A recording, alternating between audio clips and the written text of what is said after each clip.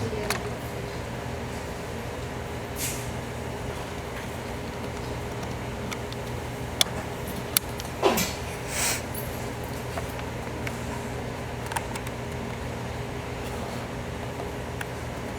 about that. I wanted to show you some photos as you were sitting here of it in action of what a project-based learning STEM environment looks like. So hopefully you had a chance to see some of that.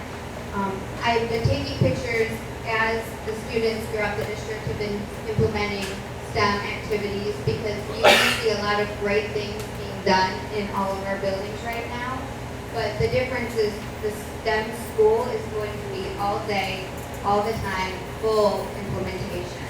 So if your child enjoys those types of activities that are happening in their classroom now, that would be something that you, that would be an indicator to you that it might be a good fit for your child.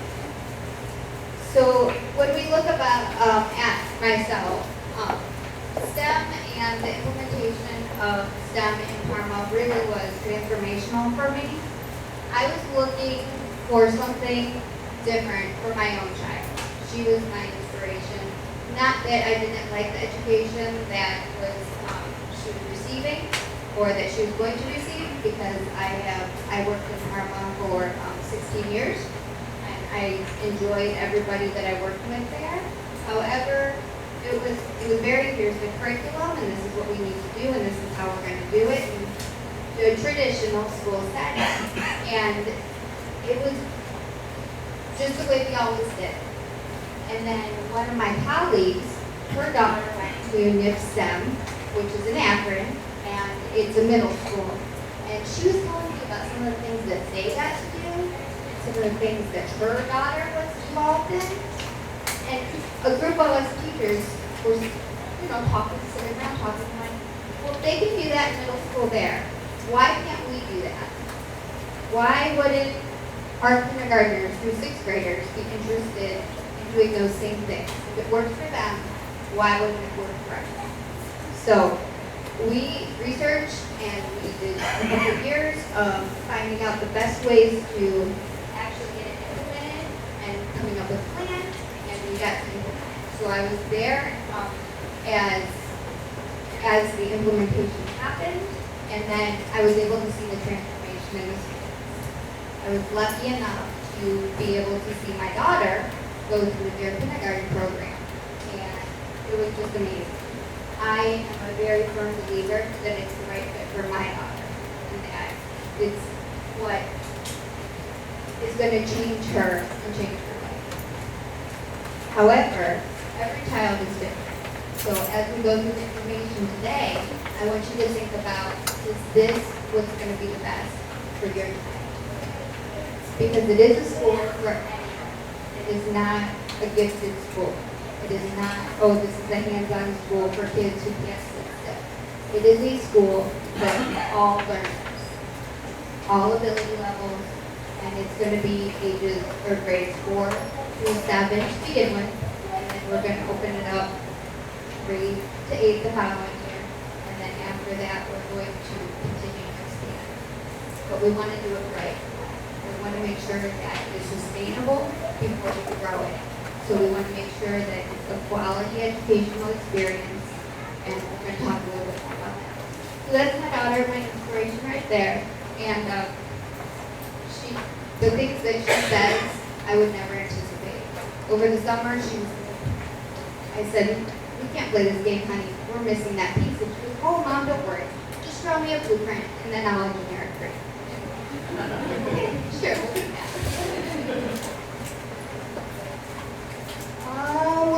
We're going to have at this school, just so you're aware, it's going to be at we're repurposing them. So the actual rooms are not going to be the same as what you would expect. For example, I have already talked to Dr. Powell and David about taking the entire office and transforming that to collaboration rooms for the kids. I said, we don't need this for the adults. We need this so that the kids could work in small groups in the glass so that we could see them as they're working and be there to assist them, but that they're still able to collaborate without that distraction from other groups in that one full room setting. So you'll see a lot of changes. We are going to have a Fab Lab. We are going to have a tech workshop. So we're going to have a whole bunch of computer equipment from different time periods, and then we're going to be taking them apart. We're going to be analyzing them. We're going to bring them back together. There's going to be a lot of robotics going on and a lot of hands-on activities to integrate computer science. And then it is going to be full PBL implementation. So everything's going to be based on project-based learning. That does not mean that all your child's going to do, if they enroll, is projects and fun and not have to actually learn any lessons. What it means is the curriculum, the content is taught through a project. So this is our challenge, this is our project. What skills do we need in order to complete this project? What content do you need to know in order for you to be successful? So they will still be getting lessons. However, just like in the real world, we might not have math at this time, and language arts this time, and science this time. There might be projects or days where we're spending more time on the math, because that's what we need in order to work on it and not interrupt their thinking. There might be days where we spend more time building or engineering. There might be days where we spend more time with the language or the writing or the presenting. So it's a very flexible schedule. They will be getting all of the content though. They will be learning the same things that their peers would be learning at the traditional school. Project-based learning, or STEM, our school is going to be based on applied learning. So a lot of times people will say real world learning. That's what they would. We're going to have authentic problems that they're working on. We're going to have an authentic process and authentic tools that they're using. And then we're going to have authentic products that they'll be actually making and engineering and then presenting. So when you go through the authentic problems, the real world, they're connected to the curriculum, so we're not just going to take something that's not based on their standards. It's going to be problems that are submitted by local businesses, community members, or partners. The students might come up with these problems as we're working through the inquiry process, or current events might dictate what we choose as our problems. They're going to be linked to interests that the kids might have. If there's something that someone's really passionate about that ties into our curriculum, we could use that as a problem. It's going to be linked to the subject matter, standards, and age. So when we think about that, we need to make sure that it's a big enough problem to math, but it's small enough where we could actually tackle it and accomplish our goals. An authentic process means that we're going to be using hands-on and inquiry lessons. We're going to be doing a lot of field work, so a lot of where we're out in the community or we are out at businesses. They are not field trips. I know that a lot of people say, oh, it's a field trip. But when you go on a field trip, you go for the overall experience. When you go on this field work or community immersion, we've already done research. We've already done our background that we need to do on it. We are going to get a specific purpose. We are looking for something. So the kids are very engaged when they go on these opportunities or these experiences, and they're taking notes, and they're involved, and they're hands-on, and then they're coming back, and then there's follow-up with it. It doesn't just look at that was great and that ends. We need those pieces in order to have that successful implementation of our projects. We'll have experts in the classroom. We'll be using the same data collection tools that are used in workplaces. We're going to have a purpose or an audience for our work as we're doing this authentic process. We have the Fab Lab, which we'll get to tour or look through. And Makerspace, we're going to integrate that into our units. And then we will be using the 21st century skills as that crucial piece in there. And the students will be developing their timelines, their checkpoints, with the assistance of course, their teachers but that is something that has to be self-directed. So it's something you might want to think about as well when you're thinking about if this is the right fit for you. And then the authentic product means that that result is more than just a grade. It's not, here's my paper, or here's my work I need to do. I'm going to do it, I'm going to turn it in, it's a grade in the grade book, and then hopefully I'll get an A or a B in the class, and then that's it. What happens is these products, they meet real needs. They can actually be used by businesses. They can actually be something that is designed in actual prototypes, and the real designs are made by the students. They give presentations. They can present to different boards or to companies what their ideas were, and then it delivers an impact. They might be actually utilized by businesses or in the community. And then the students are proud of their work because they have a lasting impact. It's something that they can see when they're in the community. Or they're like, oh yeah, I did that. Or I was part of that. And they become very proud of the work that they're doing and how it affects the community. So the one thing that you might see that's a little different is that the teachers are kind of like coaches. They're there to guide the learning. They're there to kind of lead the students into the direction where they would be getting the information, provide them with those resources, make sure that they have the skills that they need, but they might not necessarily be standing up in front of the room and delivering lectures or saying, okay, this is what we're going to do, and teaching them in that manner. It's going to be a lot of small group, collaborative work, and then meeting what the students' needs are. So seeing, okay, what do they already know? What do they still need to know? And maybe this group needs help with this, but this group doesn't. So being able to adjust that to what the kids need in order to be successful, and they monitor that growth, and then they provide interventions where it's needed. I had one parent once come up to me and say, my daughter says that you haven't taught math all year. And so I sat down and I said, well, this is how it, is laid out. This is how we did, where we incorporated it, how they learned it. No, I did not say, okay, it's time for math. Take out your math books. And oh, now I understand. But it is something that, because it's all integrated, even though the kids know what they're learning and what their targets are or what they're working on, sometimes they see it as more of, okay, this is my challenge or my project, and I need, to figure out how to do it. They don't see it as, this is science, this is math, this is reading, class. It's all integrated. There's lots of different components to what the day will be like. And just so you're aware, I'm going to put this presentation on the website. So if you're trying to frantically take notes and get all this down, you'll have access to it so you can see what these things are. But there's going to be the flexible schedules.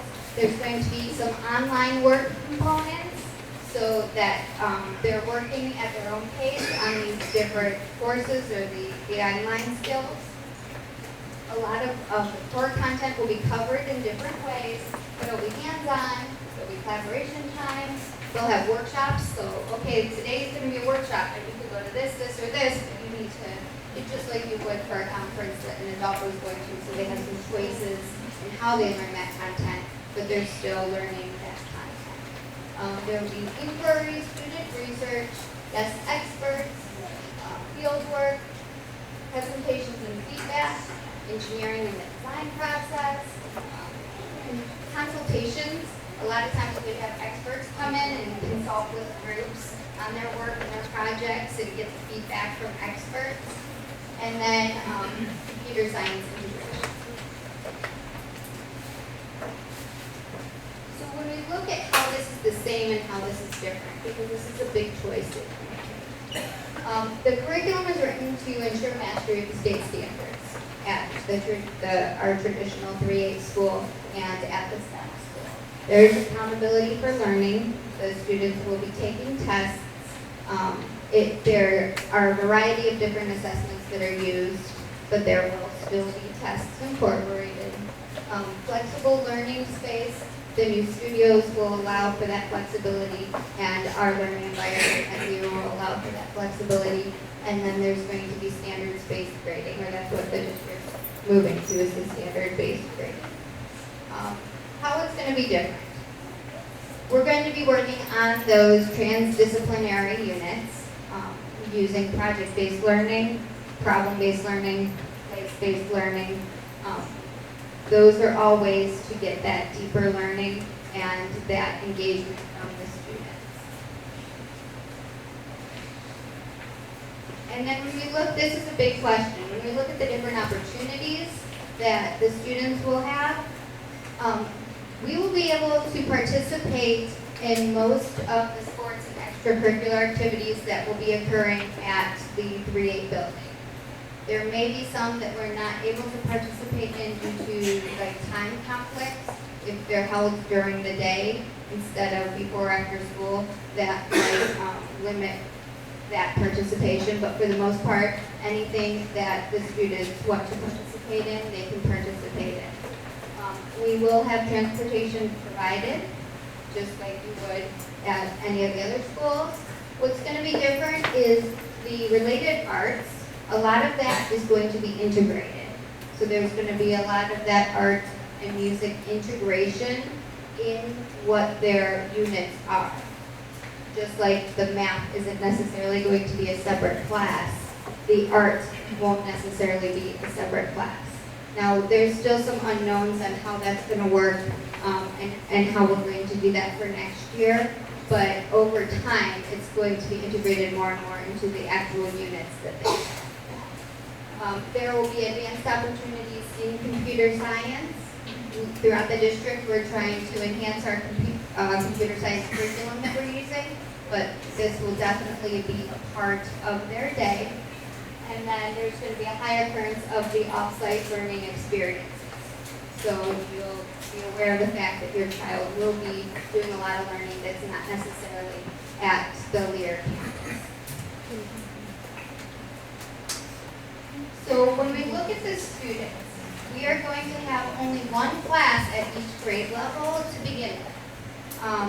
Over time, once we make sure we have that solid curriculum and that we've given everybody the attention that they need and that we've been able to train staff members so that they're able to deliver in this type of manner, then we can look at expanding into more classes. But for now, we're going to start small and make sure that we build it strong. So there'll be one class of 24 students at each grade level. It's a school for students of all ability levels. Priority will be given to current district students and residents. So there have been people from outside the city who have expressed interest and wanted to know how they can get in. Don't be worried about that. That if there's room, then we might offer that to them, but priority is given to our students and residents first. And then students who are accepted are required to enroll for the entire year. It is different, it is exciting, but sometimes students will be like, I'm not so sure. It takes them a little bit to get adjusted. So we ask that you give the year. In all the time that I was teaching, I only had 2 students who ended up deciding it was not for them. But you'll see how it works for your child. Once a student is accepted, they do not have to reapply every year. They can automatically go into the next grade level unless you choose that you would like to switch back to the traditional setting. We will be growing the program up, so once your child is in, they will be able to continue with this experience throughout high school. And we are already forming partnerships with colleges and higher learning institutions to make sure that we're providing that quality experience. So this is the part that you need to really carefully think about, is this right for your child? One of the things that's a characteristic of a student who's in a STEM school is that they're a collaborator. They work well with others. This is important because they're going to be working in groups. They'll have roles, they'll have responsibilities, But in order for the projects to be successful, they all have to be able to figure that out and work together. We will help them build those skills. We will assist in that, and that grows over time. But students who struggle with this are students who either refuse to contribute to the group, or students who refuse to let other people contribute to the group. And this is actually the number one complaint when I go places and talk to students who participate. The number one complaint is when they're in a group with someone who is either not pulling their weight or who's not, listening to the group and really working together. Another characteristic is a communicator, enjoying sharing their thoughts with others. So part of that applied learning is you're working with experts, you're working with community members, you're working with peers and adults daily. So you need in conducting presentations, public presentations in many different ways. So students who struggle with this are students who have that extreme social anxiety. Now, my daughter, right? She'll get shy sometimes and she'll hide behind me and just suddenly clam up. That's not what I mean. When you have a child who just really is frightened of talking to people who is not their family or who they're not comfortable with, that might be the time where you're like, oh, this might not be the best place to push my child. I have had students who have come to me and they wouldn't even order at restaurants because they didn't like speaking to people. And then I've had parents go, they were on the phone calling stores and asking managers about the dates when they open. They won't even talk at a restaurant. So it is a personal decision, and a lot of kids at this age have that where they're a little nervous about talking to other people or to adults. But just keep that in mind when you're making that decision, that is something that they will do. Critical thinking. So teachers will be guiding students through that design process. They're going to have to revise their work. They're going to get feedback. They're going to be testing their work. They're going to make sure it's presented. When it's being presented, it has to be at that quality level that it's actually going to be utilized. So they often have to do multiple versions of it or prototypes of something before it's at that presenting level. And so students who struggle with this is students who want the teacher just to tell them the right answer. Just tell me what the answer is. I don't want to figure it out. Just tell me if I'm right or not. And then students who they are very sensitive to feedback of any kind.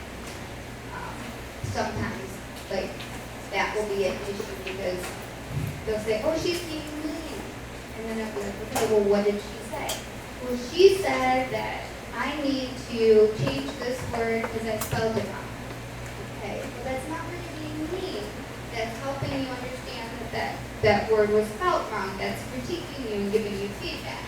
If students are very sensitive to that, then sometimes they struggle with this aspect.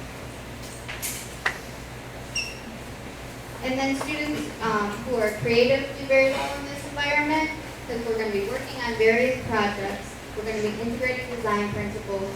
We're going to be using the different fabrication techniques. They'll have options. They'll have voice and choice in what they're doing and how they're doing it.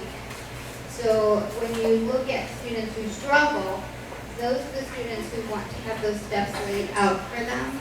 Okay, tell me what you want me to do and how you want me to do it, and then I'll do that, and then I'll get an A, and this will be good. So that is something that we work on with students. But that is something that grows over time as well.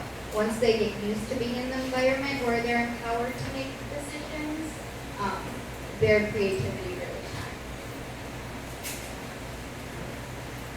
We need students who do well are students who are responsible citizens.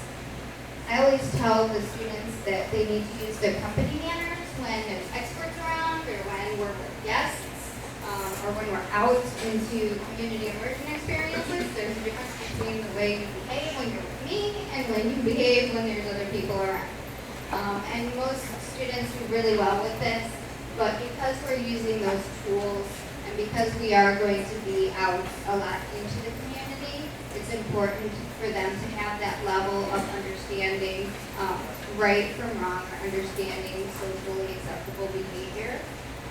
And I didn't even put students who would struggle, because I think you probably understand if you know what would be a safety concern in this situation. And then another thing that really benefits the students is if they're compassionate. Because when they're working in groups, being able to work with a whole bunch of different people with different interests, different strengths, different backgrounds, and being able to value everybody for what they bring to the group is a benefit and will help everyone be successful. So that is another characteristic that of students who do really well in this type of environment. So this is the application timeline. November 11th is when the applications are going to be online. It will be open. And then December 21st is when we're going to shut that deadline. After that time, we will allow any applications to go on the waiting list. But until that time, that's when we're going to shut that or close that deadline. In January, we're going to have some group auditions. Because we have a very limited number of spaces for students, we wanted to make sure that it was equitable in who was able to participate or chosen to participate. Often, once these programs get running, there's a lot of interest in joining, and people get very upset if they are not able to get their children into this type of program. So instead of having requirements that are related to academics, we're going to bring groups in, we're going to give them a challenge, and we're going to see how they work together. So the rubric that we're going to grade on, or that we're going to look at when we're assessing, is going to be based on how are they participating with the group. Now, in that aspect, there is, this is going to be possibly one of their first experiences with this. A lot of it's already happening in their classrooms, so they've had experience with this type of challenge or situation. And it's not to make the children nervous in any way whatsoever. It is just to make sure that the students who are there are students who really want to be there. That these are the kids who are doing this because it's what they want to do, not because grandma heard that this is the way of the future, and so we're going to make sure that we're the first in line to sign up for this. Okay? And hopefully that will be the most equitable way to get the students in that are interested in the program. And then on February 28th, that's the deadline. We hope to know before that, but just in case things happen and schedules come up and you never know, that's when you'll get notification of acceptance or a placement on the waiting list.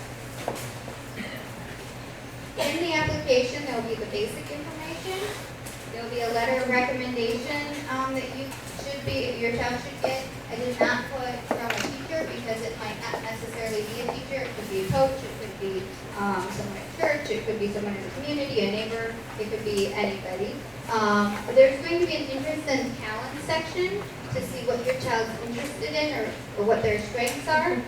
A lot of kids might not want to write about that. They might want to make a short video on their iPad or on your phone and then attach that so that they can show off what they like, what they're interested in, and what they enjoy. There's going to be a rating scale for you to fill out. It just kind of talks about what kind of a learner your child is. And then there's going to be a paragraph that they're going to write about their aspirations or what they might want to do in the future or what they might want to look to for a career, which we all know that will change probably 5 or 6 or 10 million times. And then the group auditions. So, 7:05. I think I'm doing pretty good with time, right? I was trying to keep it to a half an hour. Is Andrea here? Yes. Okay, so Andrea Lane is a student that I met when I first started my path in STEM. She was a student at Cleveland's MC Squared STEM school, and I was so impressed with her because she did a lot of our training as a 10th grader, and she actually ran their mobile Fab Lab. So this is this 10th grade girl who would bring the mobile Fab Lab out, and she would train our students and work on projects with our kids, and she would train the teachers on how to use it. And so she just blew me away with all of her knowledge. She is here today. She is in our Fab Lab, so that you can go if you'd like to and view the types of equipment that our students will be working on in their projects. And also so you can ask her if you have questions about what a project-based learning experience is like, how that helped her with her college and career aspirations, and how she felt about the type of experience. Now, obviously, it's a little different from our situation in North Ridgeville, but it is the project-based learning. So she would be a good perspective that you, if you have any questions, you can ask her. So that's all in room 100. And then I'm going to take questions in here for if you have questions that everyone would benefit from or anything I wasn't able to answer during the presentation. And then I was going to set the Chromebooks out and have